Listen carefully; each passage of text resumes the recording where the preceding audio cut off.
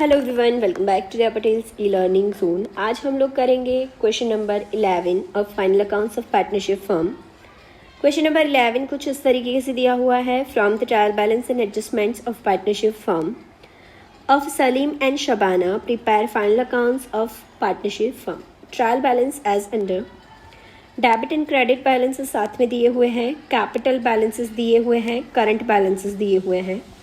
Again capital का balance हमेशा credit होता है, इसको सीधा बैलेंस शीट में रख देंगे जब भी हमको करंट अकाउंट दिया हुआ होता है। अगर करंट अकाउंट दिया है तो कैपिटल अकाउंट बनाने की ज़रूरत नहीं होती, हम सीधा करंट अकाउंट बनाएंगे और सारे ट्रांजैक्शन करंट अकाउंट में ही रिकॉर्ड करेंगे। सो ये जो कैपिटल आपको दी हुई है, ये कैपिटल सीधा ही आप बैलेंस शीट में रख दोगे। करंट अकाउंट्स में शबाना का बैलेंस जो है वो डेबिट साइड कैरेट डाउन करने का और सलीम का बैलेंस है वो क्रेडिट साइड कैरेट डाउन करने का।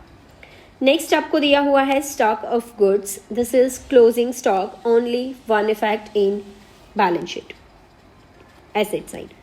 दैन आफ्टर है cash balance, asset, current account with bank. Now ये चीज़ थोड़ी सी नई है, बट बेसिकली आपको पता होना चाहिए कि बैंक में अलग अलग टाइप के अकाउंट्स होते हैं, कुछ सेविंग अकाउंट, कुछ करंट अकाउंट, कुछ रिकरिंग और कुछ फिक्स्ड डिपॉजिट। तो यहाँ पे आपको करंट अकाउंट विथ बैंक यानी कि इधर बिजनेस अकाउंट ओपन करवाया हुआ है बैंक का और उसका बैलेंस दिया है, it's nothing but bank balance, asset side जाएगा। फिक्स्ड डिपॉजिट करी हुई है, एसेट साइड जाएगा। डेटर्स एंड क्रेडिटर है, डेबिट वाले डेटर, क्रेडिट वाले क्रेडिटर। सैलरी दी है प्रॉफिट एंड लॉस अकाउंट में, debit side. Land and building, asset. Machinery, asset. Furniture, asset. Insurance premium, profit and loss. Lease hold machinery, और इसके बाजू में डेट दिख रही है, that means this is a hidden adjustment. इसको ऑलरेडी टिक करके रखने का, ताकि जब भी अमाउंट लिखे इनर कॉलम में लिखेंगे। आगे चलते हैं stationery and printing. Stationery and printing यानी प्रॉफिट एंड लॉस, क्योंकि ये एक्सपेंस है। Bad debt and bad debt reserve, again P&L में डेबिट साइड जाएगा। Advertisement expense, profit and loss account. Travelling expense, profit and loss account. Trading account, ये है gross profit, GP। फिर है लोन ऑफ शबाना, तो इसमें ट्रेडिंग अकाउंट नहीं बनाने का। देखते हैं आगे, जब तक एडजस्टमेंट रीड नहीं करे तब तक पता नहीं लगेगा कि ट्रेडिंग अकाउंट बनेगा या नहीं बनेगा। Loan of Shabana, loan of Shabana दिया हुआ है 11016 से लेके, तो हमें इसके ऊपर 6% के हिसाब से इंटरेस्ट काउंट करना है। तो मैं यहाँ पे स्टार बना के रख देती हूँ। इसकी अमाउंट टिक नहीं करेंगे। रीज़न इज़, अगर अमाउंट टिक करोगे तो आप इनर कॉलम में लिख दोगे, इनर कॉलम में लिखोगे तो इंटरेस्ट उसमें ऐड कर दोगे। इंटरेस्ट लोन में ऐड नहीं करना है। Interest is also liability, loan is also liability, but दोनों अलग टाइप की लाइबिलिटी है, इसलिए दोनों को अलग अलग शो करेंगे। तो इसलिए मैं अमाउंट टिक नहीं करूँगी, आप भी मत करना, बट स्टार बना के रख दिया ताकि लास्ट में एक हिडन एडजस्टमेंट है वो याद रहे। आपको पता होना चाहिए जब लोन पे इंटरेस्ट का रेट नहीं दिया तो कितने परसेंट देना है, 6%। एंड लास्टली डिस्काउंट रिजर्व दिया हुआ है 760 का। Salim withdraw goods of 4000 for personal use. It is not recorded in books.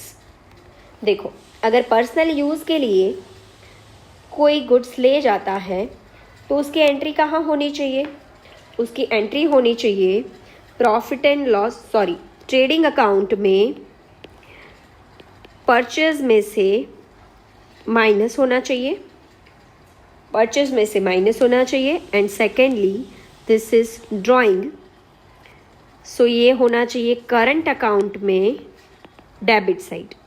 Trading में डेबिट साइड माइनस यानी क्रेडिट इफेक्ट हुई, ड्राइंग में डेबिट करा यानी करंट अकाउंट में ड्राइंग डेबिट करा तो वो उसकी हो गई डेबिट इफेक्ट। आगे है, अच्छा यानी ट्रेडिंग बनाना पड़ेगा, हाँ, क्योंकि हमको ट्रेडिंग अकाउंट दिया है, पर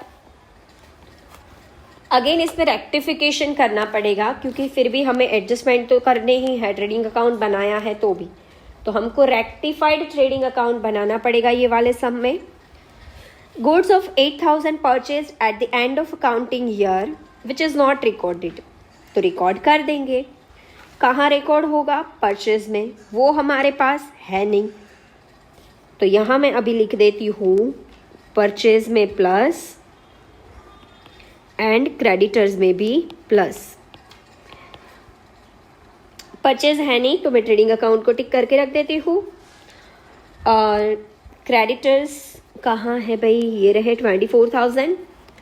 उसके बाद है प्रीपेड इंश्योरेंस, तो इंश्योरेंस में से माइनस होता है प्रीपेड इंश्योरेंस, तो टिक करके रख दिया। From debtors 800 is not recoverable, this is what? This is bad debt, तो डेटर को टिक लगाओ एंड बैड डेट को भी टिक लगाओ। बैड डेट तो वैसे भी हम इनर कॉलम में ही लिखने वाले हैं, ना भी लगाओ तो। एंड 5% BDR भी बनाना है, तो अगेन डेटर पे और एक टिक लगा दो, क्योंकि बैड डेट माइनस होगा, उसके बाद बैड डेट रिजर्व भी माइनस होगा। जितनी ज़्यादा टिक लगाएंगे उतनी ज़्यादा लाइन नीचे छोड़नी है। आगे discount reserve on debtor is not required, लिख दो बाजू में no effect of this adjustment. क्यों नो इफेक्ट भाई? क्योंकि हमको बोला है डिस्काउंट रिजर्व की अब ज़रूरत नहीं है, तो अब हमें इसको कर देना है P&L अकाउंट में सीधा क्रेडिट। ठीक है, तो इसकी हमें कोई भी एंट्री करने की ज़रूरत नहीं है। डिस्काउंट रिजर्व बनाया था एक्चुअली में, बट अब ज़रूरत नहीं है, तो इसको हम सीधा प्रॉफिट एंड लॉस में क्रेडिट कर देंगे। ये हमको प्रॉफिट मान लिया हमने, और इसकी ये सिर्फ आपको एज अ एडिशनल इंफॉर्मेशन दिया है, कोई एंट्री इसकी करनी नहीं है। जब आप ये ट्रायल बैलेंस की एंट्री करोगे तभी इसकी इफ़ेक्ट हो गई। 760 जो है वो आपने प्रॉफिट एंड लॉस में क्रेडिट कर देना है। ये जो फिफ्थ एडजस्टमेंट है इसके लिए स्पेसिफाइड कोई एंट्री नहीं है। आगे प्रोवाइड डेप्रिशिएशन ऑन मशीनरी 20%, तो मशीनरी को टिक कर दो। एंड फर्नीचर 5%, तो फर्नीचर्स को भी टिक कर दो। तो जो जो एडजस्टमेंट्स हैं हमने टिक कर लिए हैं, और अब 1 by 1 हम उसको अकाउंट्स में रख देंगे।